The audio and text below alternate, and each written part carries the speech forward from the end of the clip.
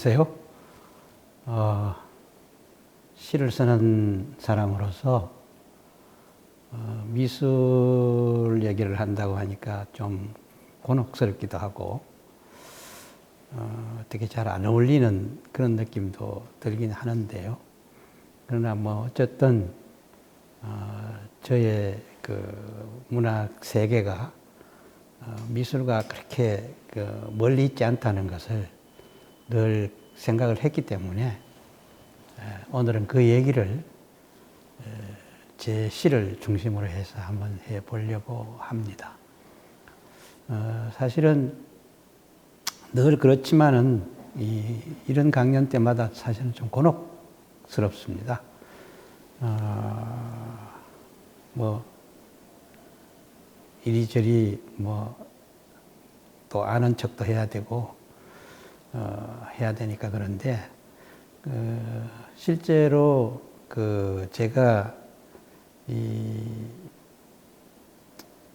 아는 척해서 좀 그대 담론적으로 얘기를 하다 보면은 그 시 아는 것이 들통이 날 수도 있으니까 그냥 제 얘기를 그 일상의 얘기를 소소하게 풀어내는 게 더 진솔해 보이고 솔직한 내 모습을 드러내는데 효과적이 아닐까 그런 생각을 해서 쉽게 얘기를 하겠습니다. 지금 여담입니다만 오래전에 제가 서울에서 천상병 시인과 둘이서 강연을 한 적이 있습니다. 그게 문득 생각이 납니다. 그때 그 천상병 선생 강연이 저보다 앞에 했었기 때문에 저는 앉아서 이제 사실은 제가 그 천생 시를 참 좋아했기 때문에 무슨 얘기를 하나 하고 이제 듣고 있었는데 이 양반이 그냥 어떤 면에서 청중들이 갖고 있는 그런 호기심하고는 정 반대되는 그런 얘기를 하시더라고요.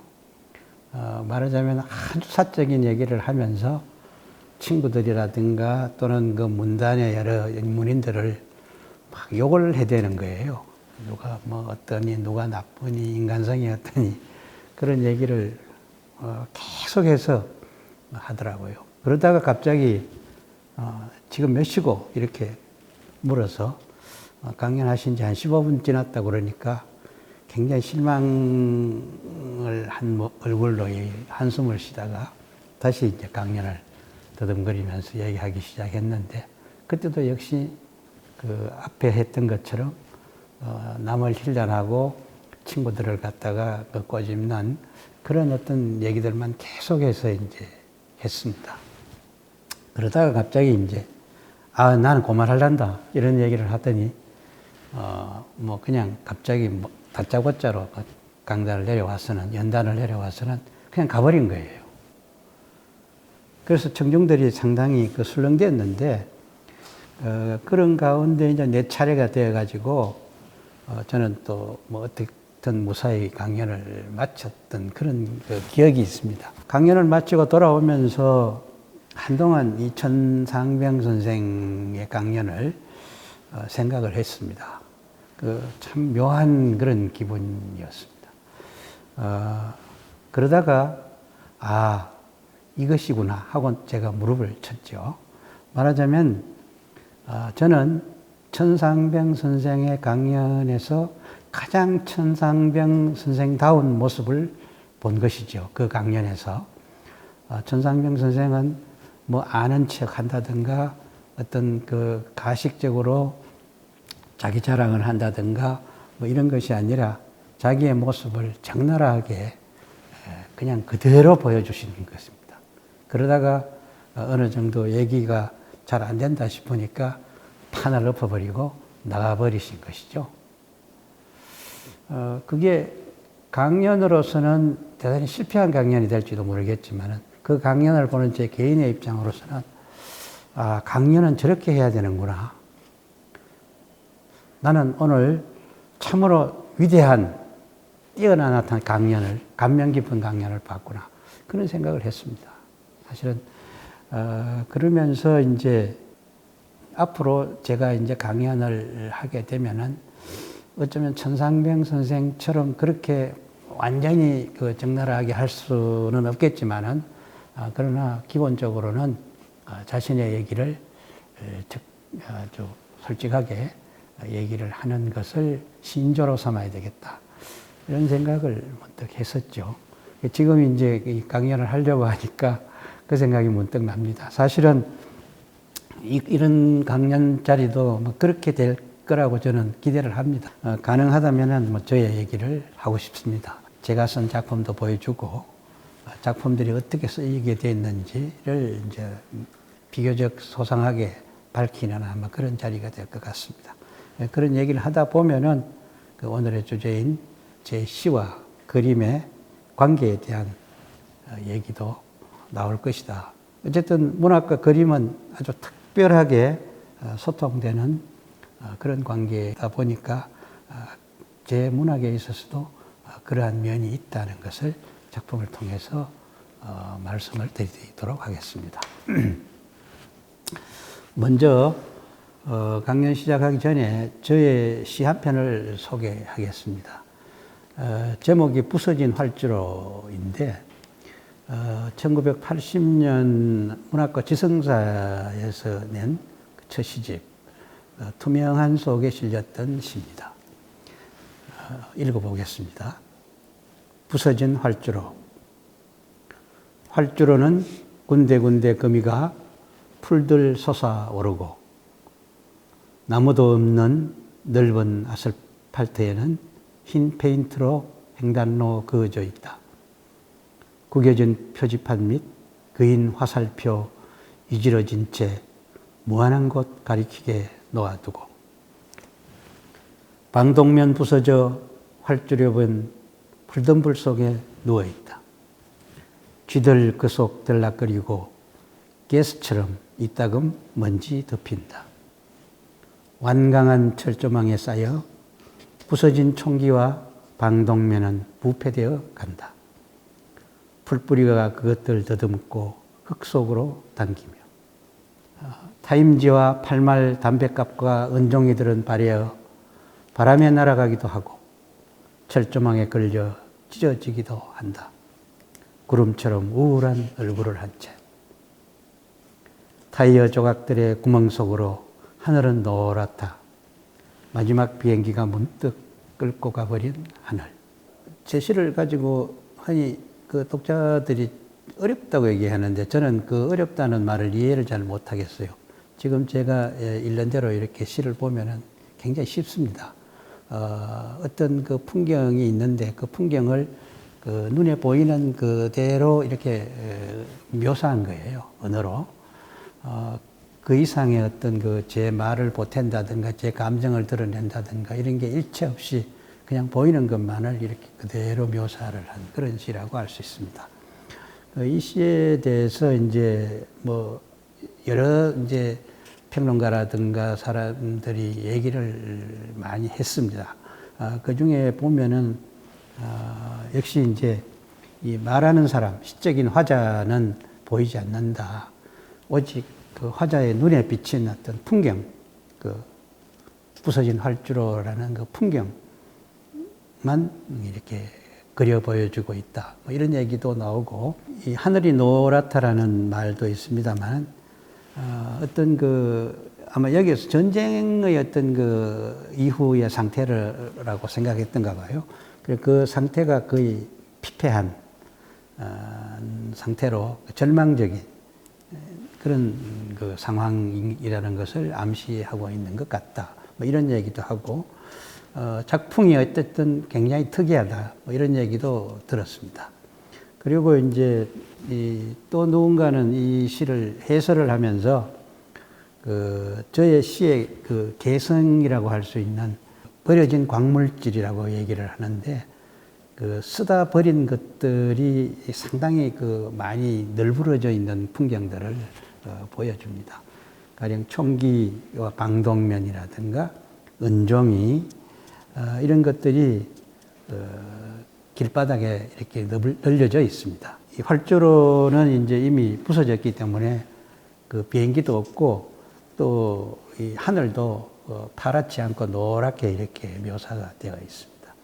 다만 이제 그 과거에 썼던 그 표지판이 구겨진 채로 이렇게 남아 있는데 그 구겨진 표지판은 무한한 곳을 가리키고 있는데 그 무한한 곳은 슬픔을 환기하는 어떤 그 다소 좀 부정적인 어떤 그런 어떤 세계를 전망하는 그런 어떤 의미를 가지고 있는 것이 아닌가 이런 해석도 하고 어쨌든 이 황량한 풍경 속에서 이 풀들이 그 황량한 풍경을 덮는다는 어떤 설명을 통해서 이 황량함 속에도 어떤 따뜻함 같은 것이 묻어나고 있지 않겠는가 뭐 이런 얘기도 제가 들었습니다. 사실은 평론가들이 하나같이 이제 되게 지적하고 얘기하는 것이 있는데 그게 뭔가 하면은 이 시가 발표되던 80년대 초반 무렵만 해도 시의 이 버려진 그 물건들을 대거 이렇게 수용하는 경우는 거의 없었습니다. 가령 뭐 못이라든가 깡통, 비닐이라든가 유리조각, 나사, 총기 뭐 이런 것들이 이제 제 시집 속에 가득 들어 있는데 이런 것들을 가지고 이 김현이라는 평론가는 이 광물학적 상상력이라고 이렇게 명명을 하기도 했습니다만 이런 그 버려진 것들을 통해서 그 하나의 어떤 그 시적 풍경을 드러내는 그런 어떤 그 특이한 작업 때문에 아마 제가 그런 말을 들었던 게 아닌가 이런 생각이 들고 공간은 상당히 폐쇄적이고 또 폐허의 공간입니다. 이 폐허의 공간인데 그것이 이제 이 시인의 어떤 그 의도겠죠. 저의 의도겠지만은 그러한 하나의 어떤 그 폐허의 풍경 자체가 어렴풋이 그 자연적으로 열려지는 어떤 그런 세계를 보여주고 있는 것이 아닌가. 그래서 뭐 한마디로 말씀드리면은 당시에 저는 그림을 그리듯이 눈에 보이는 풍경을 가능하면 아주 자세하게 묘사하려고 애를 썼다 이렇게 말씀드릴 수가 있습니다.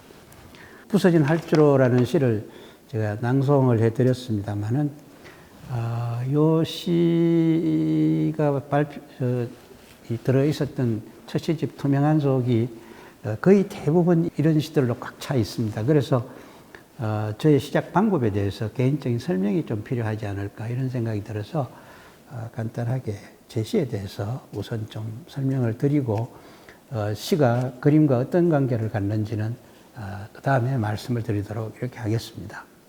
제가 이 환경이라든가 생태적인 데 관심을 가지게 된 게 아마 고등학교 때 무렵이었나 이런 생각이 들고 대학에 다니면서는 환경 오염에 관한 그 기사들을 집중적으로 제가 스크랩을 하면서 그 자료를 모은 적이 있습니다. 그래서 비교적 이 생태 자연의 어떤 변화, 생태 자연이 인간에 의해서 어떻게 변화하는 문제에 대해서 상당히 관심을 가지고 제가 작업을 해왔습니다. 그래서 70년대 말쯤 되면은 제가 카메라를 들고 도시 변두리를 이렇게 돌아다니면서 일종의 그 도시 변두리의 그 이면이라든가 이 뒤쪽 풍경들을 갖다가 집중적으로 사진을 찍기 시작을 합니다. 그때 제 관심을 끈 것은 과거에 보이지 않던 어떤 물건들이 제 눈에 뜨이기 시작했다는 것이죠. 그게 뭔가 하면은 사람들이 쓰다 버린 물건들이에요. 그전에는 그런 게 잘 없었는데 70년대 후반에 오면은 도시 변두리라든가 또는 그 공터라든가 이런 쪽에 그 온갖 잡동사니들이 버려지기 시작을 합니다. 가령 뭐 치약 껍질, 못 대가리라든가 또는 병 조각들, 또는 뭐 끔종이들, 뭐 유리 조각들, 못 깡통들 이런 것들이 널브러진 풍경들이 나타났는데 저는 그 풍경들을 보면서 굉장히 관심을 가지고 보게 됐어요. 이게 왜 나타났는가? 과거 안 보이던 것이 왜 지금 이것이 보이는가? 이런 생각을 하게 됐죠. 그래서 그런 것들을 이제 제가 사진을 계속해서 찍기 시작을 합니다. 그 당시는 흑백 사진이죠. 컬러가 아니고, 제가 그 신문 기자를 했기 때문에, 카메라를 늘 가지고 있었고, 그 카메라를 가지고 이제 도시 변두리라든가 또는 그 대구 신천변에 주로 이제 자주 나가서 거기에 떨어져 있는 온갖 그 인간들이 쓰다가 버린 물건들을 하나하나 사진을 찍기 시작을 합니다. 그래서 그 사진들을 갖다가 제 방벽에다가, 물론 제가 이제 현상하고 인화를 했죠. 그 흑백 사진이기 때문에 그 당시에 사진 기자실에서 작업을 해가지고 그 나온 사진들을 갖다가 제 방벽에 이렇게 붙이기 시작을 합니다. 그래서 제 방벽에는 한쪽에 그런 사진들로 가득 차게 되는데 저는 이제 그 사진을 계속 들여다보면서 관련되는 언어들을 모으기 시작했죠. 말들을, 그 사진과 관계되는 말들을 모으기 시작했고 그 사진과 관계되는 여러 가지 그 풍경들을 갖다가 스케치를 하기 시작을 합니다. 그렇게 해서 이제 만들어진 것이 그 첫 시집 투명한 속에 실려 있는 그 시들입니다. 그러니까 그 제 시는 그 아마 남들이 잘 안 쓰는 방식으로 시를 썼다고 볼 수가 있죠. 저는 그때 시를 쓴다고 얘기를 절대 하지 않았고 시를 만든다고 얘기를 했습니다. 시는 만들어지는 것이다. 내 시는 만들어지는 것이고 내 시는 그냥 자연스럽게 이렇게 쓰여지는 것이 아니다. 뭐 그런 생각을 했습니다. 그래서 비닐이라든가 휴지, 뭐 껌종이, 뭐 깡통, 뭐 병, 타이어 조각들 이런 것들이 이제 집중적으로 이제 사진이 찍어지고 그게 관련되는 시들이 집중적으로 나오게 됐죠. 이것을 저는 아마 60년대 이후에 그 산업화 과정을 거쳐서 70년대 후반에 산업화가 심화되면서 나타난 하나의 어떤 그 새로운 폐허의 현상이 아닌가 저는 그렇게 생각을 했습니다. 저는 거기서 폐허를 봤죠. 우리의 공터 또는 우리의 자연, 우리의 그 삶의 대안 이런 쪽에 비교적 그 자연과 가까운 그런 공간들이 우리가 쓰다 버린 물건들로 뭔가 이렇게 덮여지는 그런 광경을 보고 새로운 우리가 맞이하는 새로운 폐허의 풍경이 아닌가 이런 생각을 했었습니다. 그러면서 그러한 하나의 폐허가 어떤 면에서는 그냥 생소한 것이 아니고 과거에 내가 아주 어렸을 적에 경험했던 그 폐허와 이상하게 닮은 것이 아닌가 이런 생각을 했었어요. 제가 대구로 온 게 1994년이거든요. 바로 전쟁 직후입니다. 그때 제 나이가 한 5, 6살쯤 됐는데, 그때 이제 전쟁이 끝나고 나서 대구에 오니까 이 대구 시내가 제가 볼 때는 거의 전후의 어떤 그 폐허 상황이었어요. 그래서 그 폐허 위에서 유년기를 보냈는 것이죠. 그래서 우리가 갖고 놀던 왕구라든가 이런 것들도 그 전쟁에서 쓰다 버린 것들, 총알 껍데기라든가 또는 뭐 시레이션 박스라든가 깡통 같은 거 이런 것들을 가지고 이제 그걸 왕구 삼아서 놀았죠. 그런 하나의 어떤 그 폐허에서 뛰어놀던 어떤 그 유년 시절을 70년대 후반에 대학을 졸업하고 한 10년이 더 지났죠. 그 70년대 후반에 다시 이제 맞닥뜨린 것이에요. 그래서 이 70년대 후반의 어떤 그 폐허 상황은 사실은 그 전쟁 직후의 폐허 상황하고는 조금 다르죠. 전쟁 직후는 이제 전쟁에 의해서 이제 피폐화된 어떤 상황을 보여줬다면은 그 70년대 후반에 나타나는 폐허의 어떤 풍경은 우리 사회가 안간힘을 하면서 경험을 해온 그 산업화의 어떤 그 심화가 남긴 삶의 황폐화 현상이 아니었는가 그런 생각을 합니다. 가령 그 70년대 후반에 그 자연보호 헌장이 나타나게 되는데 그게 이제 정부에서 발표를 합니다. 그 자연보호 헌장을 내놓을 만큼 생태와 자연의 어떤 그 위기가 정부 차원에서 느껴진 거겠지요. 그래서 보호 헌장이라는 걸 내놓으면서 우리가 자연에 대한 인식을 새롭게 이제 가질 수 있도록 이렇게 이제 교육도 하고 홍보도 하고 그렇게 했는데, 아이러니컬하게도 이 자연보호 헌장이 발표가 되고 나서부터 바로 눈에 띄게 아마 자연 현상들이 파괴되는 그런 걸 많이 우리가 목도를 하게 됩니다. 그래서 70년대 후반 또는 80년대 들어오면서 이 자연의 어떤 그 문제가 상당히 그 위기로워졌다는 말을 갖다가 많이 하게 됐고, 실제로 그러한 현상들이 우리 사회에 많이 나타나게 된 것이죠.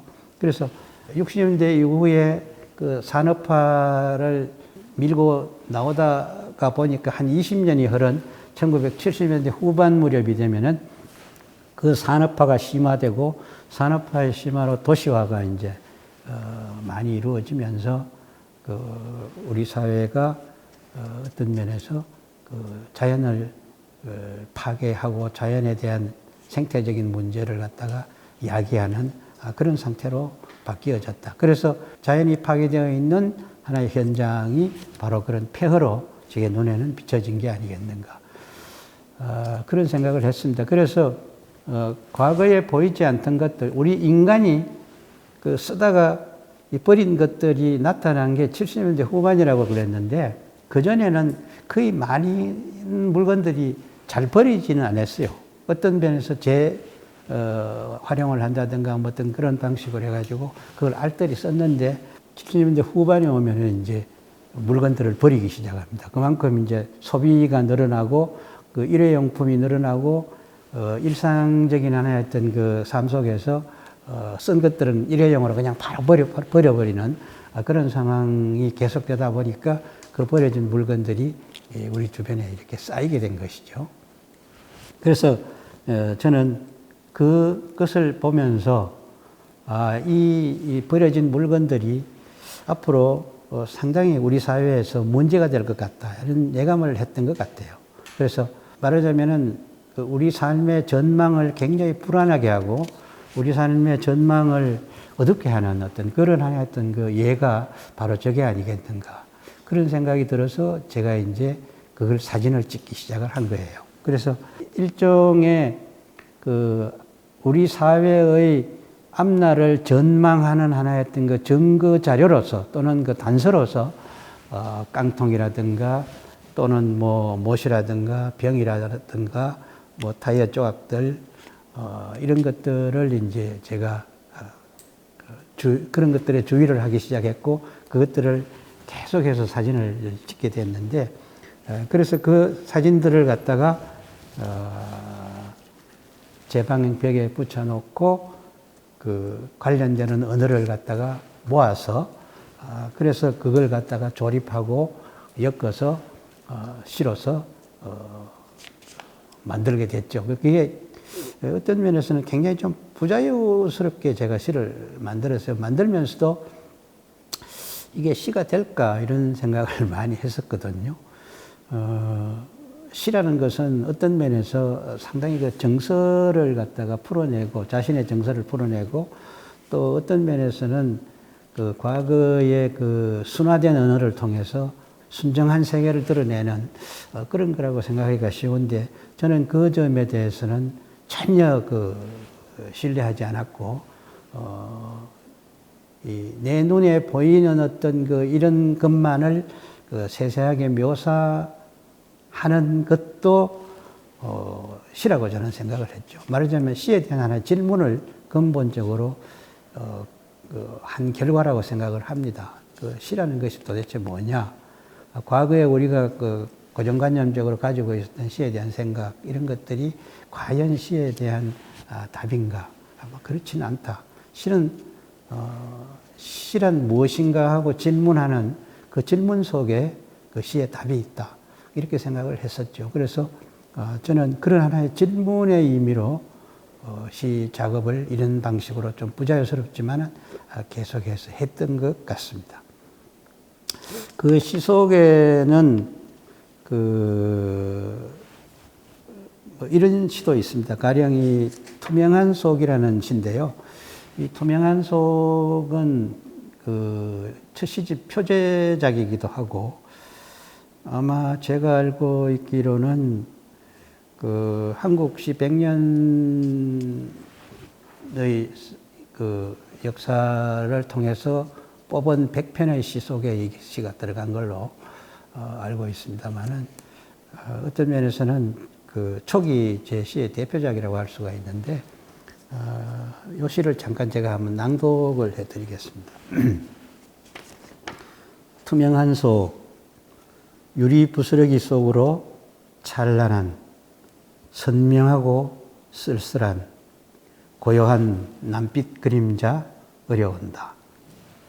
먼지와 녹물로 얼룩진 땅, 쇳조각들 숨은 채 들어는 이리저리 굴러다닐 때, 버려진 아무것도 더 이상 캥기지 않을 때, 유리 부스러기 흙 속에 깃들어 더욱 투명해지고 더 많은 것들 제 속에 품어 비출 때, 찬란한 선명하고 쓸쓸한 고요한 남빛 그림자는 확실히 비춰온다.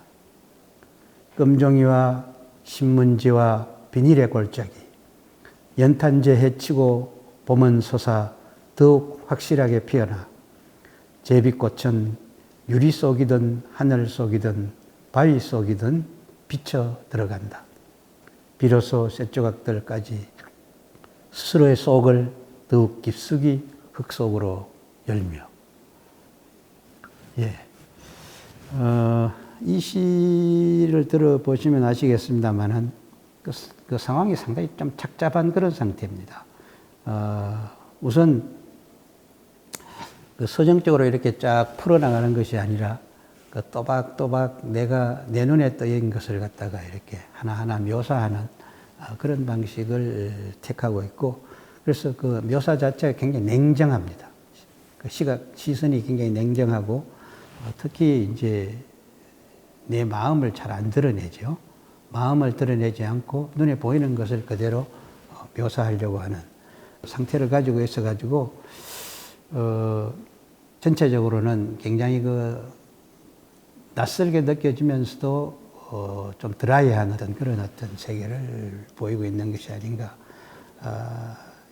이런 생각이 듭니다. 그래서 이 시집 이후에도 이제 일어났던 그 작업 방식은 계속해서 이제 뭐 쭉 이어지는데, 그러니까 일상의 사물에 특히 주의를 가지고 이렇게 챙기면서 시가 이제 과거와 달리 하나의 일상성의 어떤 말이 되어야 한다는 생각을 계속해서 저는 밀고 나갔습니다. 그래서 사실은 그 일상성의 문제는 80년대 들어오면은 우리 젊은 시인들에 의해서 본격적으로 이제 제기가 되면서 이 일상성의 문제가 굉장히 보편적으로 우리 시에 자리 잡는 어떤 그런 것이 되는데요. 이 일상성의 문제는 어떤 면에서 제가 지금부터 얘기하려고 하는 소위 팝 아트라든가 이런 어떤 미술 세계의 어떤 전개 방식에도 상당히 관련이 있는 그런 것이 아닌가 이런 생각이 들고, 이런 점에서 저의 어떤 작업 방식이 그런 하나의 어떤 미술의 어떤 사조들이라든가 미술의 어떤 이 작업 방식과 연계가 됐지 않겠는가 이런 생각을 어렴풋이 하게 됩니다.